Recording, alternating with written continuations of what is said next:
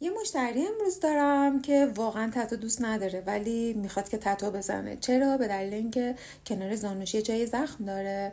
اینه که جای زخم خیلی ناراحتش میکنه. دوست داره حالا یه تتو روش انجام بده که اون چیزا رو، اون جای زخمه رو بپوشونه. دیگه با هم چند تا طرح انتخاب کردیم، چند تا طرح هم واسه شون زده بودم از چند روز پیش. دیگه یه طرح خیلی خوشگل انتخاب کردن.